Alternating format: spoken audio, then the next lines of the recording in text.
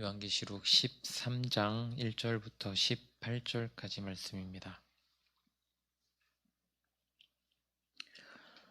제가 읽겠습니다. 내가 보니 바다에서 한 짐승이 나오는데 뿔이 열이요 머리가 일곱이라. 그 뿔에는 열 왕관이 있고 그 머리들에는 신성 모독하는 이름들이 있더라. 내가 본 짐승은 표범과 비슷하고 그 발은 곰의 발 같고 그 입은 사자의 입 같은데 용이 자기의 능력과 보좌와 큰 권세를 그에게 주었더라. 그의 머리 하나가 상하여 죽게 된 것 같더니 그 죽게 되었던 상처가 나음에 온 땅이 놀랍게 여겨 짐승을 따르고 용이 짐승에게 권세를 주므로 온 땅의 사람들은 용에게 경배하며 짐승에게 경배하여 이르되 누가 이 짐승과 같으냐 누가 능히 이와 더불어 싸우리요 하더라. 또 짐승이 거만하고 신성 모독을 말하는 입을 받고 또 42달 동안 일할 권세를 받으니라. 짐승이 입을 벌려 하나님을 향하여 비방하되 그의 이름과 그의 장막 곧 하늘에 사는 자들을 비방하더라. 또 권세를 받아 성도들과 싸워 이기게 되고 각 족속과 백성과 방언과 나라를 다스리는 권세를 받으니 죽임을 당한 어린 양의 생명책에 창세 이후로 이름이 기록되지 못하고 이 땅에 사는 자들은 다 그 짐승에게 경배하리라. 누구든지 귀가 있거든 들을지어다. 사로잡힐 자는 사로잡혀 갈 것이요 칼에 죽을 자는 마땅히 칼에 죽을 것이니 성도들의 인내와 믿음이 필요한 이유가 여기 있느니라. 내가 봄에 또 다른 짐승이 땅에서 올라오니 어린 양같이 두 뿔이 있고 용처럼 말을 하더라. 그가 먼저 나온 짐승의 모든 권세를 그 앞에서 행하고 땅과 땅에 사는 자들을 처음 짐승에게 경배하게 하니 곧 죽게 되었던 상처가 나은 자니라. 땅에서 올라온 짐승이 큰 이적을 행하되 심지어 사람들 앞에서 불이 하늘로부터 땅에 내려오게 하고 바다 짐승 앞에서 받은 바 이적을 행함으로 땅에 거하는 자들을 미혹하며 땅에 거하는 자들에게 이르기를 칼에 상하였다가 살아난 바다 짐승을 위하여 우상을 만들라 하더라. 그가 권세를 받아 그 바다 짐승의 우상에게 생기를 주어 그 짐승의 우상으로 말하게 하고 그 또 짐승의 우상에게 경배하지 아니하는 자는 몇이든지 다 죽이게 하더라. 그가 모든 자, 곧 작은 자나 큰 자나 부자나 가난한 자나 자유인이나 종들에게 그 오른손에나 이마에 표를 받게 하고 누구든지 이 표를 가진 자 외에는 매매를 못하게 하니 이 표는 곧 바다 짐승의 이름이나 그 이름의 수라. 지혜가 필요한 이유가 여기 있으니 총명한 자는 그 바다 짐승의 수를 세어보라. 그것은 사람의 수니 그의 수는 666이니라. 아멘. 여러분들 저번에 보신 12장 마지막 구절을 한번 보시면은 용이 여자에게 분노하여 돌아가서 그 여자의 남은 자손 곧 하나님의 계명을 지키며 예수의 증거를 가진 자들과 더불어 싸우려고 바다 모래 위에 서 있더라. 지금 7머리와 10개의 뿔을 가지고 있었던 이 큰 붉은 용이 마지막에 바다 모래 위에 서 있었습니다. 지금 카메라의 초점이 어디를 향해 있죠? 바다를 향해 있죠. 그 바다로부터 무언가가 올라옵니다. 1절 내가 보니 바다에서 한 짐승이 나오는데 뿔이 열이요 머리가 일곱이라. 그 뿔에는 열 왕관이 있고 그 머리들에는 신성 모독하는 이름들이 있더라. 지금 바다에서 올라온 짐승은 12장의 큰 붉은 용과 마찬가지로 뿔과 왕관을 가지고 있습니다. 12장의 큰 붉은 용이 성부 하나님을 모방했다면 지금 바다에서 올라온 이 짐승은 그리스도를 거짓으로 모방하고 있습니다. 바다에서 올라온 이 짐승이 용의 형상을 닮은 것은 그리스도가 하나님의 형상을 닮은 것을 모방한 겁니다. 12장에 큰 붉은 용, 즉 사탄은 패배하여 쫓겨난 상태이기 때문에 그는 지금 바다에서 등장한 이 짐승을 통해 어떤 일을 꾸미고 있는 겁니다. 이 일은 저번 주에 본 것처럼 사탄의 본질적인 일, 하나님을 대적하는 일입니다. 그래서 바다에서 올라온 짐승의 머리에는 신성을 모독하는 이름들이 있는 겁니다. 2절을 보시면 내가 본 짐승은 표범과 비슷하고 그 발은 곰의 발 같고 그 입은 사자의 입 같은데 용이 자기의 능력과 보좌와 큰 권세를 그에게 주었더라. 용이 지금 바다에서 올라온 짐승에게 세 가지를 주었습니다. 무엇을 주었습니까? 능력과 보좌와 큰 권세를 주었더라. 그리스도가 하나님께 능력과 보좌와 권세를 받은 것처럼 용은 지금 바다에서 올라온 짐승에게 능력과 보좌와 권세를 주고 있습니다. 이것도 거짓된 사탄적 삼위일체의 모습인 겁니다. 앞에를 보시면 예수님께서 하나님께 지혜와 힘과 존귀와 영광과 찬송을 받으시기에 합당하도다 할 때 어린 양은 능력과 라고 하지 않습니까? 예수님은 하나님께 능력을 받으셨고 보좌, 내가 이기고 아버지 보좌에 함께 앉은 것과 같이 하리라 보좌를 받으셨고 마지막에 권세를 받으셨습니다. 지금 용과 바다에서 올라온 짐승이 이것을 서로 줌으로써 이 용이 바다에서 올라온 짐승에게 이것을 줌으로써 이 하나님과 그리스도 사이에 이 모습을 따라하고 있는 거라고요. 그리고 지금 이 바다에서 올라온 짐승의 어떤 묘사가 다니엘서 7장의 말씀을 배경으로 하는데요. 여러분들 앞에 보시면은 다니엘이 진술하여 이르되 내가 밤에 환상을 보았는데 하늘에 네 바람이 큰 바다로 몰려 불더니 큰 짐승 넷이 바다에서 나왔는데 그 모양이 각각 다르더라. 첫째는 사자와 같은데 독수리에 날개가 있더니 내가 보는 중에 그 날개가 뽑혔고 또 땅에서 들려서 사람처럼 두 발로 서게 함을 받았으며 또 사람의 마음을 받았더라. 또 보니 다른 짐승 곧 둘째는 곰과 같은데 그것이 몸 한쪽을 들었고 그 입의 이사이에는 새 갈빗대가 물렸는데 그것에게 말하는 자들이 있어 이르기를 일어나서 많은 고기를 먹으라 하였더라. 그 후에 내가 또 본즉 다른 짐승 곧 표범과 같은 것이 있는데 그 등에는 새의 날개 넷이 있고 그 짐승에게 또 머리 넷이 있으며 권세를 받았더라. 내가 밤 환상 가운데 그 다음에 본 넷째 짐승은 무섭고 놀라우며 또 매우 강하여 또 쇠로 된 큰 이가 있어서 먹고 부서뜨리고 그 나머지를 발로 밟았으며 이 짐승은 전에 모든 짐승과 다르고 또 10뿔이 있더라. 내가 그 뿔을 유심히 보는 중에 다른 작은 뿔이 그 사이에서 나더니 첫 번째 뿔 중에 셋이 그 앞에서 뿌리까지 뽑혔으며 이 작은 뿔에는 사람의 눈 같은 눈들이 있고 또 입이 있어 큰 말을 하였더라.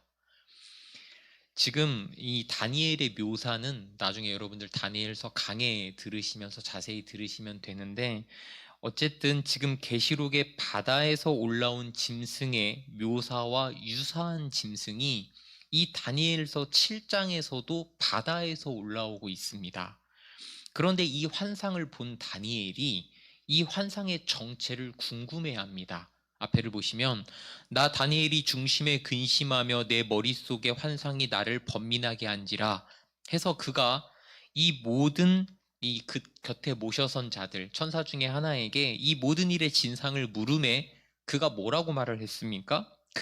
너가 본 내 짐승은 세상에 일어날 내 왕이라. 여기서 세상에 일어날 내 왕은 결국 그 왕이 통치하는 나라를 의미하는데요. 이 나라들은 당대의 바벨론, 바사, 헬라, 그리고 로마 제국을 말합니다. 하지만 이것은 이 시대에 존재했던 나라를 상징하는 것이고, 결국 이 바다에서 올라온 짐승이라고 하는 것은 모든 시대에 걸쳐 교회를 박해하는 국가나 그 통치자를 상징하는 표현입니다. 그렇다면 이들이 왜 바다에서 나온다고 하는가?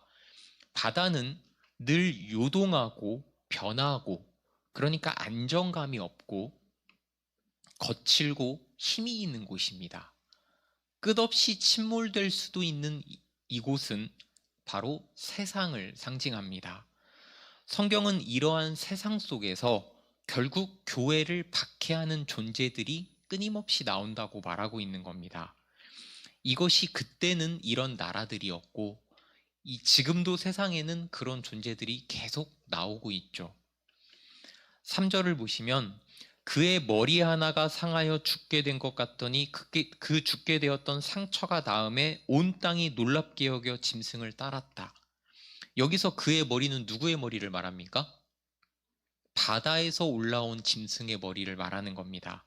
지금 바다에서 올라온 짐승이 거의 죽게 되었다가 살아나게 되는 일이 있습니다. 그는 지금 이러한 거짓된 기적으로서 그리스도의 부활을 모방하고 있는 겁니다. 이것은 그리스도를 흉내내면서 사람들을 속임으로써 자신을 따르는 세력을 만들려는 그의 거짓된 모습입니다. 온 땅이 놀랍게 여겨 짐승을 따르고, 그는 이 일로 하여금 자신을 따르는 세력에게 예배를 받습니다.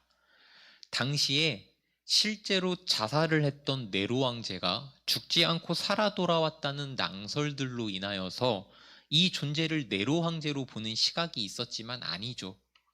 역사 속에서 우리에게 예배와 숭배를 받으려는 사탄의 모든 세력들은 이렇게 늘 거짓된 속임으로써 우리를 꿰어내고 있음을 우리가 이 본문을 통해 보고 있는 겁니다.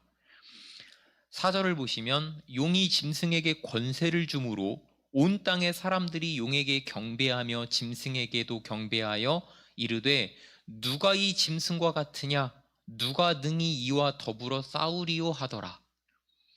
이 바다에서 올라온 짐승이 지금 용에게서 권세를 받아서 거짓된 속임으로써 사람들에게 경배받으려고 하죠. 그러면서 치명상에서 낳는 모습을 통해서 지금 부활하신 예수를 패러디했듯이 그는 지금 하나님께 드려졌던 경배의 표현을 자기가 가져가려고 하고 있습니다. 무슨 말이냐면 여러분들 출애굽기 15장 보시면 여호와여 신중에 주와 같은 자가 누구니까? 지금 하나님께 썼던 이 경배의 표현, 주와 같은 자가 누구니까? 지금 이 표현을 용과 짐승을 경배하는 사람들에게 자신들이 받고 있습니다. 누가 이 짐승과 같으냐?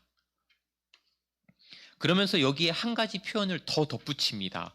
누가 능히 더불어 싸우리요? 용과 짐승의 절대적인 힘과 권세를 자랑하는 표현이죠. 여기서 우리는 깨닫습니다. 사탄은 지독하게 하나님을 부러워합니다. 하나님의 자리를 대신하고 싶어서 하나님을 거역했고 지금도 하나님을 모방하고 있으며 사람들의 경배와 찬양을 하나님 대신 받고 싶어하고 거역함으로써 하나님의 모든 일을 대적하고 있으며 그렇게 대적자로 심판의 날까지 살아갑니다. 이 출애굽기 15장에 하나님을 경배하는 이 표현을 너무너무 받고 싶어 했던 것 같아요. 누가 이 짐승과 같으냐? 데살로니가 후서 말씀이 이를 말해줍니다. 앞에 한번 보십시다. 이건 우리가 다 같이 읽어보겠습니다. 시작. 그는 대적하는 자라 신이라고 불리는 모든 것과 숭배함을 받는 것에 대항하여 그 위에 자기를 높이고 하나님의 성전에 앉아 자기를 하나님이라고 내세우느니라. 이것이 바로 용이 자신의 대리자인 바다에서 올라온 짐승을 통해 하고 있는 일입니다. 여기서 여러분들 잘 보시면 신이라고 불리는 모든 것과 숭배함을 받는 것에 대항하여, 사탄은 하나님만 부러워하는 게 아니에요. 이 세상에서 숭배를 받는 모든 존재를 부러워합니다. 그래서 사탄은 사탄끼리도 싸우게 되는 겁니다. 5절, 또 짐승이 거만하고 신성 모독을 말하는 입을 받고 또 42달 동안 일할 권세를 받으니라. 사탄은 자신이 죽을 짓을 하는 것을 알면서도 당장에 심판받거나 멸망하지 않습니다. 그는 42달 동안 그럴 수 있습니다. 하나님께서 용납하셨기 때문입니다. 여기서 우리에게 익숙한 기간이 나오죠. 계시록이 말하는 3년 반, 42개월, 1260일, 한때, 두때, 반때. 이 기간은 짧은 기간을 의미합니다. 하나님께서 의도하신 이 짧은 기간이 지나면 그는 더 이상 신성 모독하는 말을 입에 담을 수 없을 겁니다. 6절, 짐승이 입을 벌려 하나님을 향하여 비방하되 그의 이름과 그의 장막 곧 하늘에 사는 자들을 비방하더라. 그의 목적이 하나님을 향한 대적이기 때문에 그는 하나님과 하나님의 천사들을 계속해서 비방합니다. 그가 할 수 있는 일이 이것밖에 없습니다. 세상에 울려 퍼지는 하나님을 향한 온갖 모욕도 그래서 42달 동안만 그럴 것입니다. 그러니까 우리가 하나님을 욕하는 세상에 대항하여 같은 수준으로 맞서거나 욕하거나 싸울 이유가 없습니다. 그들의 끝이 정해져 있기 때문에 저는 여러분들에게 차라리 그들을 긍휼히 여기라고 말씀드리고 싶습니다. 하나님을 모르는 사람들은 당연히 하나님의 영이 그 안에 있지 않기에 하나님을 대적하고 욕할 수밖에 없지 않겠습니까? 그들이 하나님을 알도록 우리가 더 노력하고 그들의 영혼을 불쌍히 여겨야 됩니다. 하나님과 진리를 향한 핍박이라고 하는 것이 이제는 조롱과 멸시로 오는 시대를 우리가 살고 있습니다. 그렇기에 더욱 성숙한 우리의 마음가짐과 대응이 필요한 때입니다. 7절, 또 권세를 받아 성도들과 싸워 이기게 되고 각 족속과 백성과 방언과 나라를 다스리는 권세를 받았다. 또한 그는 하나님의 자녀라고 불리는 우리와 싸웁니다. 그런데 그 싸움에서 분명하게 이기고 이 세상을 다스리는 권세도 가집니다. 지금 여기서 그가 세상의 권세를 가지는 것도 족속과 백성과 방언과 나라를 다스리는 예수 그리스도의 자리를 대신하고 싶은 그의 욕망을 드러내고 있습니다. 하지만 그는 정해진 기간, 3년 반 동안만 그럴 수 있습니다. 이 사실을 알기에 우리는 그가 우리를 이기고 우리를 지배하고 다스릴 권한을 받는다는 이 기록 앞에서도 초연할 수 있는 겁니다. 이 사실을 아는 자와 그렇지 못한 자는 인생이 다릅니다. 고통에 대한, 삶에 대한, 인내에 대한, 그리고 이 모든 일의 이유를 아는 것과 모르는 것의 차이. 모든 인생이 달라질 수밖에 없습니다. 그리고 우리는 이 모든 것을 아는 자들입니다.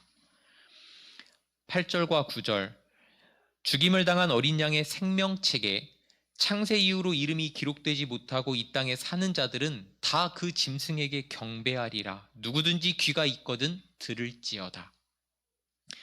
하나님의 생명책에 없는 자들, 하나님께서 선택하지 않으신 사람들이 있습니다.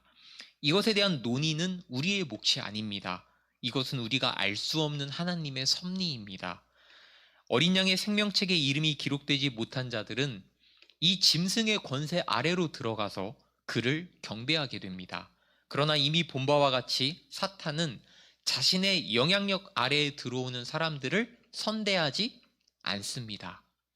그렇게 사탄은 결국 자신을 따르는 자나 따르지 않는 자나 인류 모두에게 결국에는 고통만을 주는 존재입니다. 그래서 10절은 이 고통의 시간을 지나는 우리의 자세에 대해 말합니다. 사로잡힐 자는 사로잡혀 갈 것이요 칼에 죽을 자는 마땅히 칼에 죽을 것이니 성도들의 인내와 믿음이 필요한 이유가 여기 있느니라. 이 구절은 해석이 분분한데요. 일단 여기서 파생되는 중요한 논의 하나가 사탄의 어떤 압박과 핍박과 압제에 순하게 당하고 있어야만 하는가? 우리는 이에 대하여 폭력을 사용할 수 있거나 어떻게 대항할 수 없는가? 이런 논의들이 나옵니다. 어떤 이는 우리의 자세는 분명하게 폭력이 아니라고 말하기도 하고, 왜냐하면 예수님께서 그 방법을 사용하지 않으셨으니까요. 어떤 이는 진리가 아닌 것들에게는 거부하고 맞설 용기가 필요하다라고 말하기도 합니다. 하지만 성경이 말하는 바는 명확합니다. 우리가 어떤 방법을 쓴다 할지라도 사탄의 이러한 일에 맞서서 우리가 이길 수는 없습니다. 대항할 수는 있으나 그것으로 어떤 상황을 결정적으로 바꾸지는 못한다는 말이에요. 소위 말해서 그리스도인의 삶에서 핍박과 죽음은 불가피하다. 아시겠습니까? 이것이 참 맘 아프고 힘든 사실이지만 이 사실을 여러분들이 정말 인정하셔야 인내와 믿음이 여기서 발휘됩니다.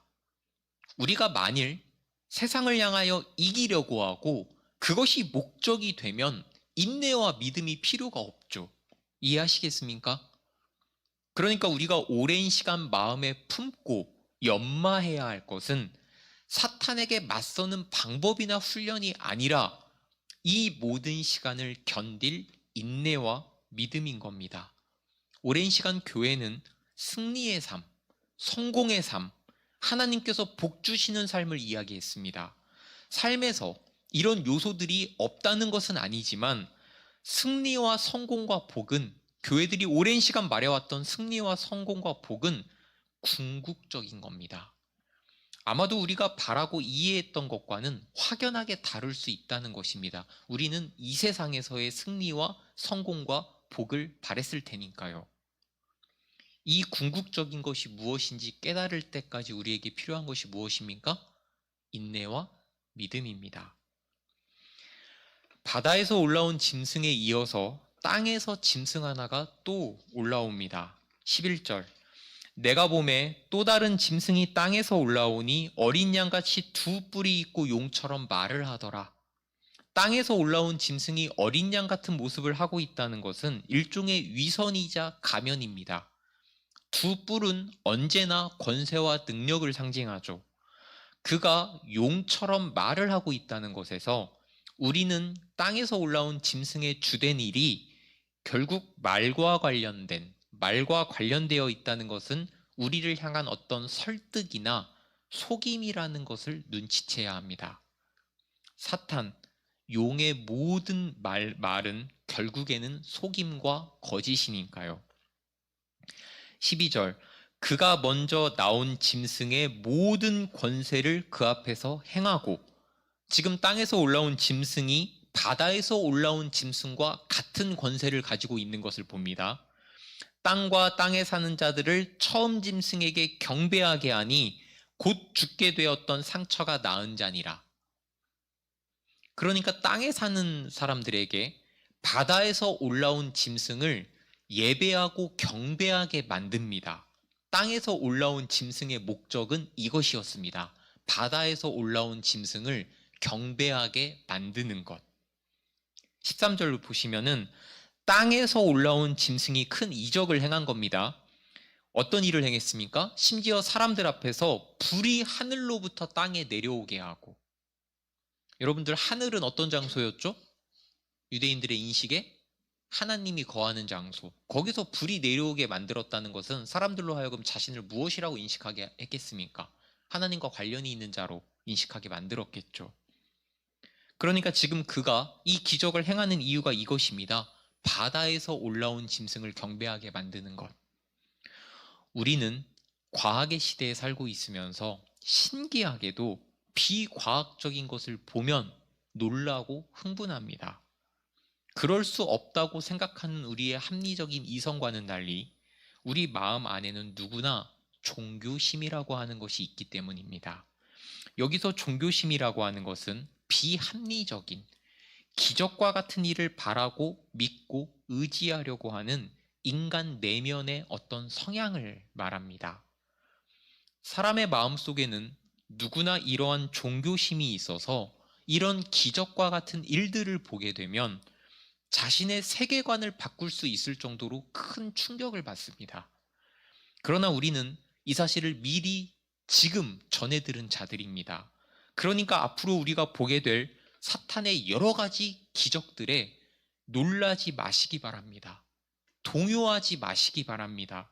한국교회가 이 말씀을 제대로 전파하고 전하지를 않으니까 이를 금리로 만들고 장풍을 쏘면 넘어지고 하는 이러한 사기극에 한국교회가 시간과 장소를 할애하면서 부흥회라는 이름으로 자신들의 빈약한 신학과 신앙을 만천하에 드러내니까 결국 신천지 같은 말도 안 되는 집단들이 생겨나는 겁니다. 성경에 분명하게 기록되어 있습니다. 악한 자의 나타남은 사탄의 활동을 따라 모든 능력과 표적과 거짓 기적과 불의의 모든 속임으로 멸망하는 자들에게 있으리니 이는 그들이 진리의 사랑을 받지 아니하여 구원함을 받지 못함이라. 눈에 보이는 속임에 속지 말라는 말이에요. 제가 예전에 여러 번 말씀드렸습니다. 사탄의 세력들도 기적 같은 일들, 지금 앞에 나와 있지 않습니까? 능력과 표적과 거짓 기적과 불의의 모든 속임 다 할 수 있습니다. 다만 우리는 바른 이성으로 바른 신앙으로 판단하면 됩니다. 내 이빨을 금리빨로 바꾸는 것, 장풍을 쏘면 넘어지는 일들이 하나님의 영광과 하나님 나라 확장에 어떤 기여를 하며 어떤 연관관계가 있습니까?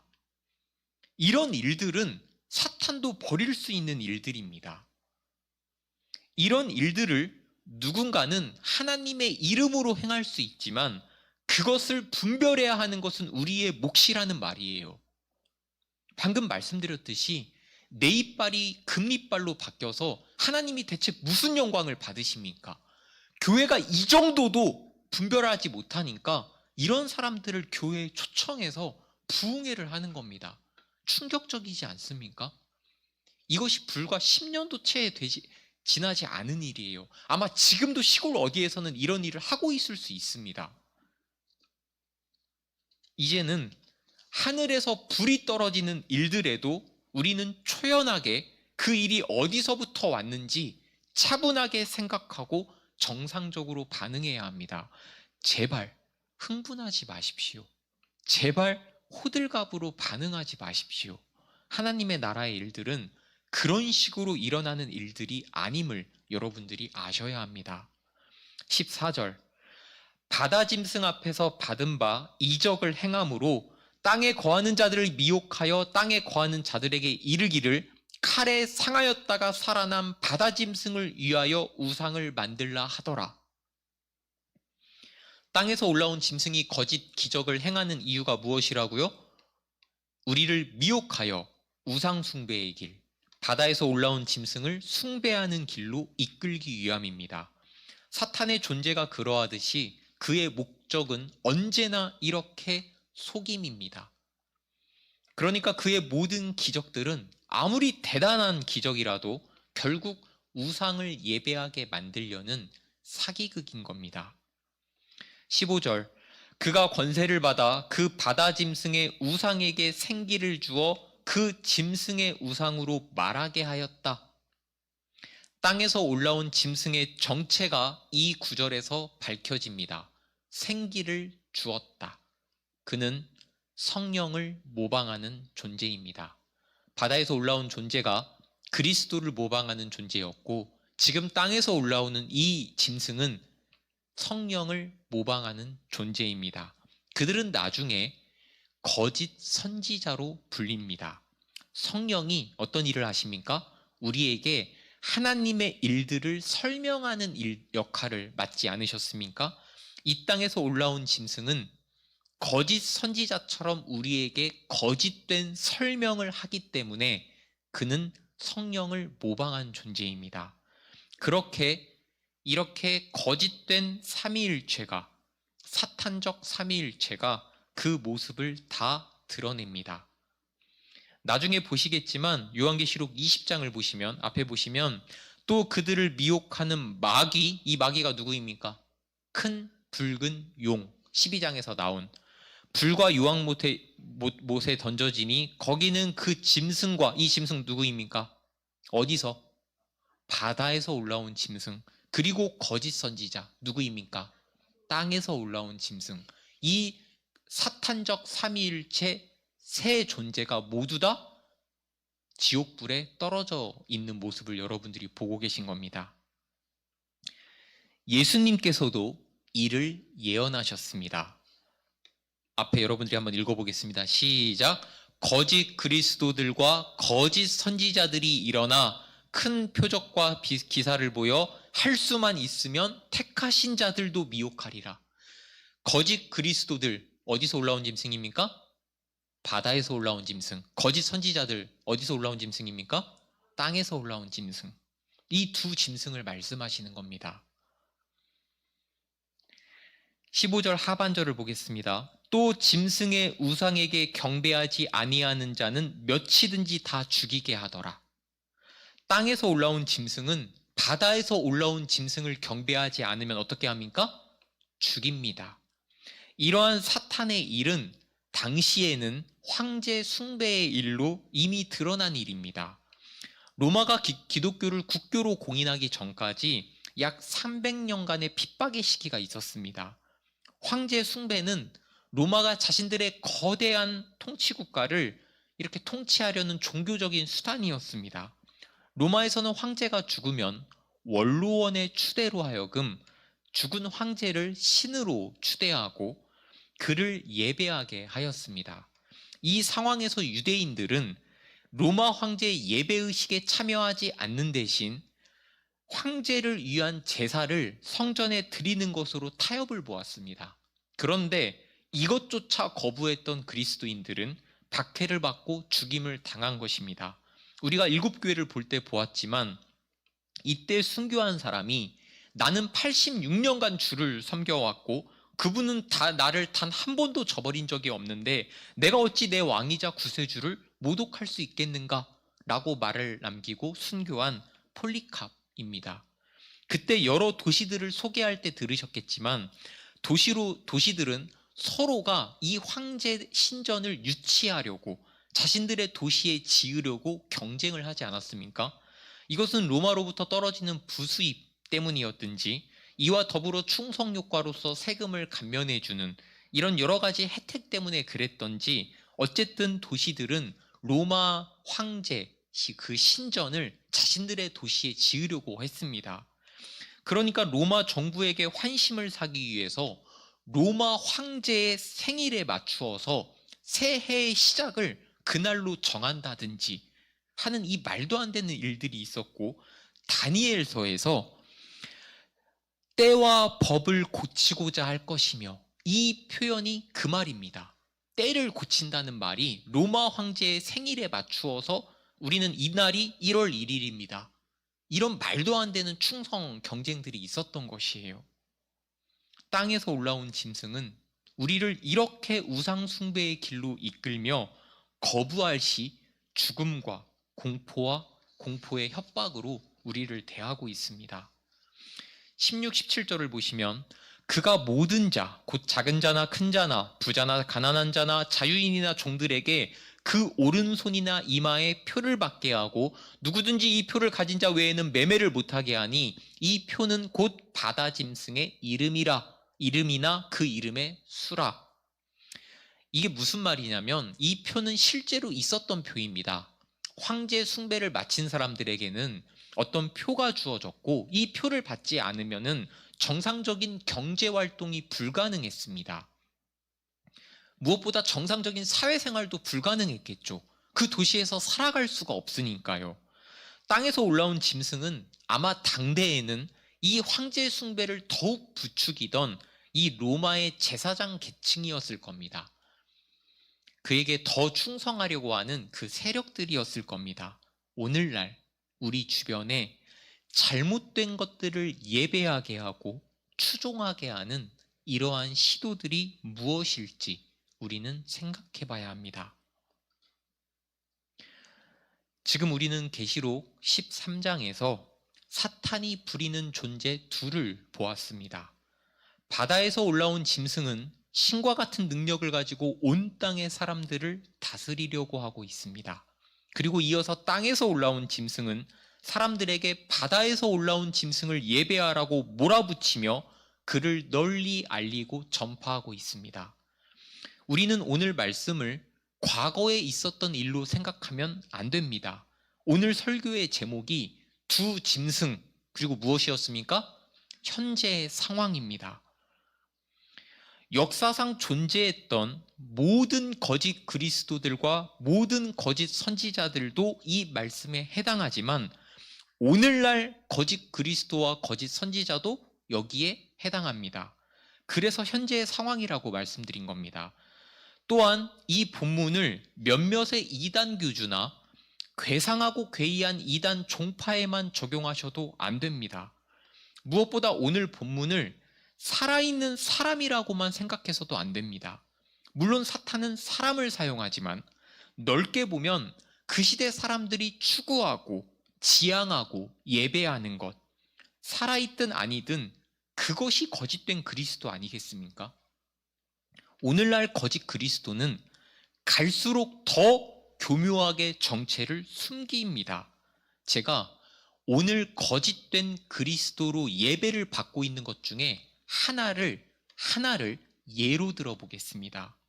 저는 오늘날 너무도 아무렇지 않게 우리의 모든 관심과 우리의 모든 삶과 우리의 모든 가치를 매몰되게 만든 것이 재물이라고 생각합니다. 이 재물이 우리의 모든 경배와 예배를 받고 있다고 생각합니다. 저는 지금 우리가 예배하는 것 중에 하나를 예로 말씀드린 겁니다. 아직 어린 아이들이 주식을 넘겨받고 있다고 합니다. 경제 공부를 시키고 그러다가 모두가 돈을 많이 벌 수 있는 그 직업을 쫓아 평생을 그 커리큘럼으로 갑니다. 초등학교, 중학교, 고등학교, 대학교 모든 진학이 돈을 많이 벌 수 있는 직업을 찾아서 선택하여 갑니다. 무엇이 이상한지 지금도 모르시겠다면 여러분들은 이 세대의 거대한 물결, 저번 주에 말씀드린 그 거대한 물결에 휩쓸려 버린 겁니다. 이상하지 않습니까? 기이하지 않습니까? 우리가 얼마나 이 시대의 노예가 되어버린 줄 모르시겠습니까? 모든 것에 투기가 붙습니다. 약 7년 전 제가 예배 시간에 불로소득에 대해 언급했을 때 많은 사람들이 화를 냈고 예배 후에 전화까지 왔습니다. 목사님 잘못 알고 계신 것 같습니다. 주식은, 목사님이 예로 드신 주식은 죄가 아닙니다. 저는 그때나 지금이나 똑같이 대답할 겁니다. 우리 마음 안에 정당하게 노동하지 않고 불로소득을 추구하려는 마음, 투기하려는 마음은 명확하게 죄입니다. 그 수단이 주식이냐 아니냐가 중요한 것이 아닙니다. 우리 안에 투기하려는 마음, 불로소득을 얻고자 하는 마음이 넘치고 넘쳐서 우리나라가 대부분의 사람들이 불로소득만을 꿈꾸는 나라가 되었습니다. 주식이든 부동산이든 복권이든 그 무엇이든지 간에 불로소득만을 꿈꾸는 나라가 되었습니다. 여러분, 불로소득을 꿈꾸는 마음을 정말 깊게 들여다보면 사실은 매일같이 제공하시는 하나님의 만나를 구하기보다는 그냥 확보해 놓고 살아가려는 마음인 걸 여러분이 아셔야 돼요. 이 단순하고 어떻게 보면 본질적인 인간의 마음을 쉽게 인정하는 사람들이 있고 끝까지 부인하는 사람들이 있습니다. 저는 대부분의 한국교회 교인들이 이 설교를 들으면 대부분 부인할 거라고 생각합니다. 자신들이 부를 축적해왔던 방식이라든지 지금 축적하고 있는 방식이라든지 그런 것들을 떠나서 무엇보다 하나님께 매일의 양식을 구하는 그 마음이 없기 때문에 사람들이 이 말씀을 불편해할 거라고 생각합니다. 그리고 무엇보다 더 심각한 상태는 하나님이 그 모든 것들을 축복으로 주셨다. 라고 자위하는 상태. 이런 사람들의 마음 상태는 돌이킬 수가 없습니다. 그것이 하나님의 길이라고 믿어버리기 때문이에요. 우리가 실제로 관심을 가지며 그곳을 향해 달려가며 그것만을 위해 모든 선택을 집중한다. 그것이 바로 우리가 예배하는 것입니다.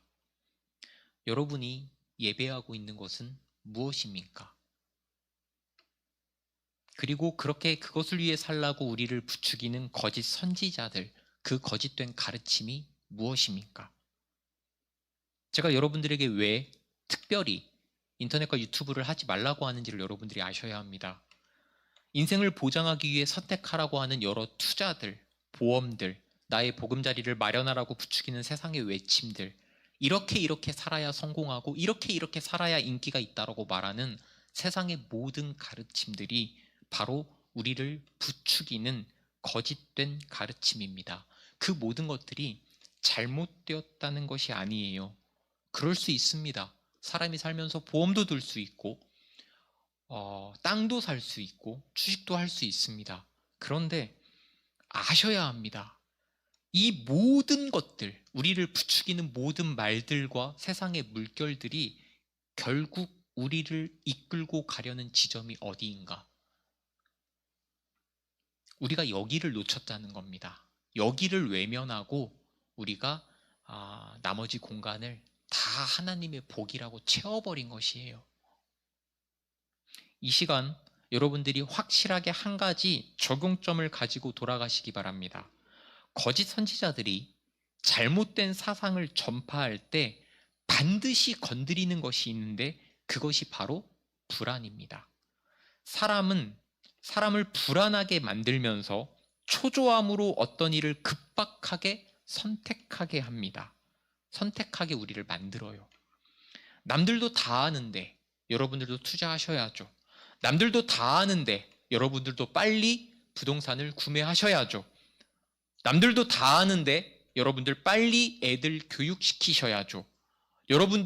남들도 다 이쪽으로 가는데 여러분들도 빨리 신도시로 이사 가셔야죠. 모두가 불안의 물결을 타고 세상을 이동하고 있습니다. 만일 여러분들이 불안해서 어떤 일을 하려고자 한다면 멈추셔도 좋습니다. 아니, 사실 안 하셔도 되지만 불안함으로 어떤 일을 하려고자 한다면 잠깐 멈추셔도 좋아요.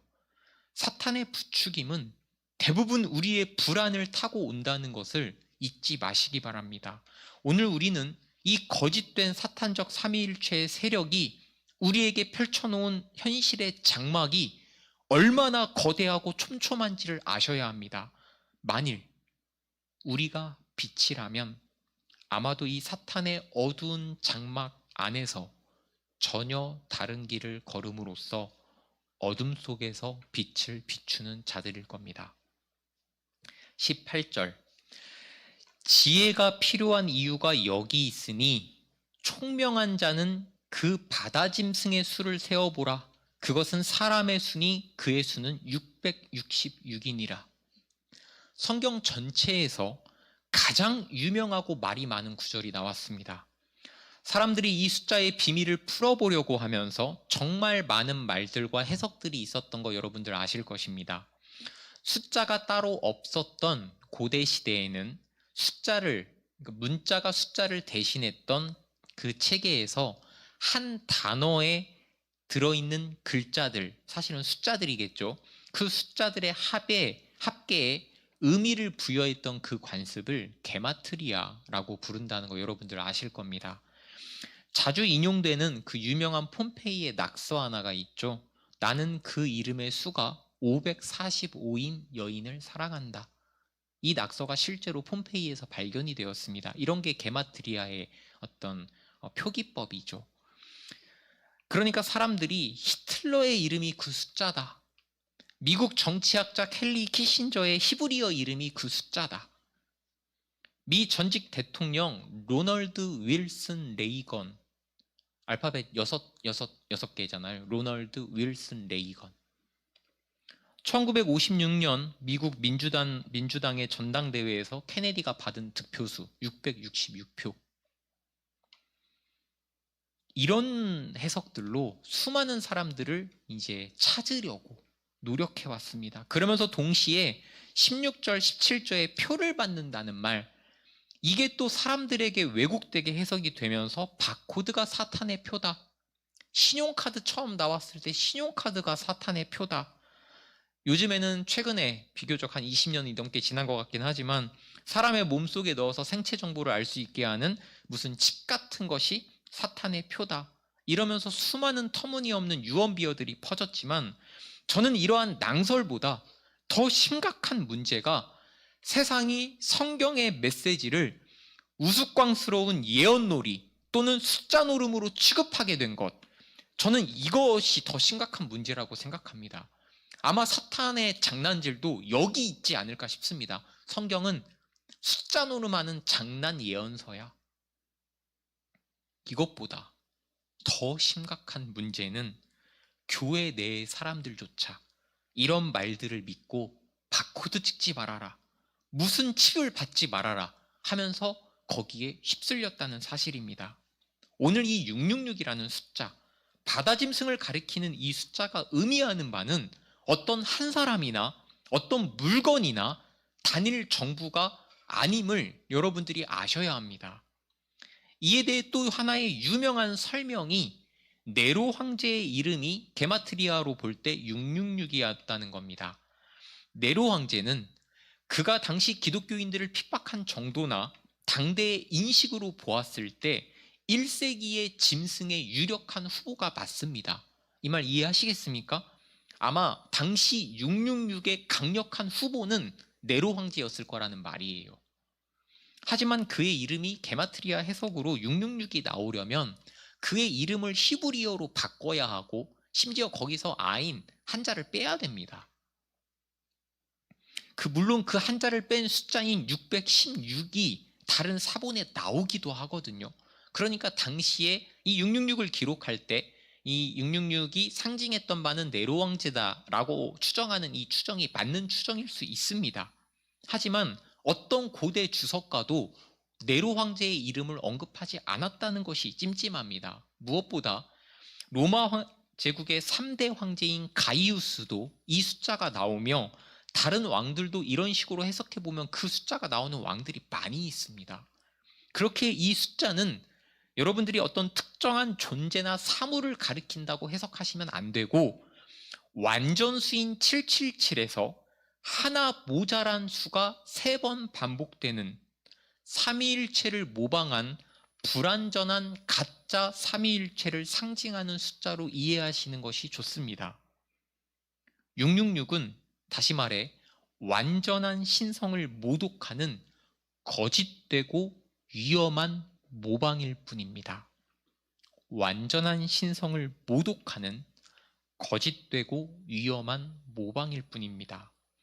이제 우리는 이런 숫자의 어떤 신비적인 해석을 담아서 자꾸 무엇이라고 유추하려고 하고 각 시대마다 어떤 징조와 사람에게 끼워 맞추려고 하는 그러한 유치한 시도를 이제는 멈추어야 합니다. 우리는 조금 전에 거짓된 그리스도로서 세상 사람들에게 숭배를 받으려 하는 모든 사람들, 철학들, 이념들 무엇이었죠? 바다에서 올라온 짐승. 사람들에게 경배와 예배를 받으려는 모든 것들은 다 바다에서 올라온 짐승이에요. 사람뿐만이 아니에요. 철학적인 것들, 이념적인 것들, 죽은 사물까지도 거짓 그리스도가 될 수 있다는 말입니다. 아시겠습니까? 또 그것들을 섬기고 예배하고 추종하도록 부추기는 거짓된 세상의 모든 말들, 거짓 선지자인 땅에서 올라오는 짐승을 보았습니다. 이것도 살아있는 존재가 아닐 수 있다는 말이에요. 그래서 제가 말들이라고 말한 겁니다.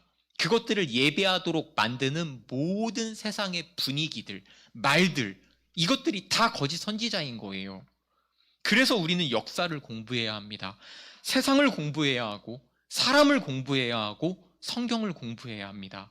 우리에게 가짜 그리스도, 그것이 무엇이든지 간에 우리가 그것들을 예배하고 추구하고 섬기게 만드는 그 가짜 선지자들, 이 가짜 그리스도와 가짜 선지자들이 우리 주변에 무엇이 있는지를 우리가 돌아봐야 합니다. 거짓 그리스도와 거짓 선지자가 사람입니까? 이념입니까? 철학입니까? 세상의 사조입니까? 무엇일지 모릅니다. 계속 시대마다 모습을 바꾸어서 우리의 예배를 가져가고 우리가 그것들을 예배하도록 만드는 것, 이것이 거짓 그리스도와 거짓 선지자, 바로 바다와 땅에서 올라오는 짐승의 정체입니다. 다시 말씀드리면 우리에게 경배를 받는 모든 것이 거짓 그리스도고 그것을 추구하게 만드는 모든 거짓된 가르침이 거짓 선지자입니다. 이것을 살펴서 내 삶에서 이것들을 먼저 발견해내는 것이 이 말씀을 들은 우리가 가장 먼저 해야 할 일입니다. 저는 이 13장에 와서 마귀의 가장 두려운 존재를 맞닥뜨리고 그의 가장 무서운 면을 보았습니다. 그가 우리를 죽음으로 끌고 가고 우리를 고문하며 죽이는 일들, 세상의 자연현상과 사람으로 하여금 우리를 괴롭히고 파괴하고 우리를 무너뜨리는 일들, 이런 일들은 사실 엄밀히 말해서 무서운 일들이 아닙니다. 우리를 지배하는 강력한 사람이나 정권이나 사상을 이 세상에 만들어내고 그것들을 섬기고 납득하고 경배하며 평생 그것만을 쫓도록 우리를 미혹하는 아주 교묘하고 능력을 가진 거짓 선지자들의 속임수, 이 모든 사탄의 거대한 장막이, 이 거대한 그림이 더 무서운 겁니다. 우리가 이 안에 살고 있어요. 이것이 세상의 권세 잡은 자가 만들어 놓은 덫이며 이것이 현재 우리가 살고 있는 정확한 환경입니다. 마귀와 그 모든 세력들의 하나님을 대적하는 이 도전은 이렇게 무섭도록 우리에게 드러났습니다.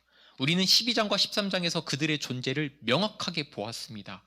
정치와 종교가 합쳐져서 거역할 수 없는 물결을 만들고 폭력과 기적과 회유와 속임, 온갖 방식을 통해서 우리를 흔들고 있습니다.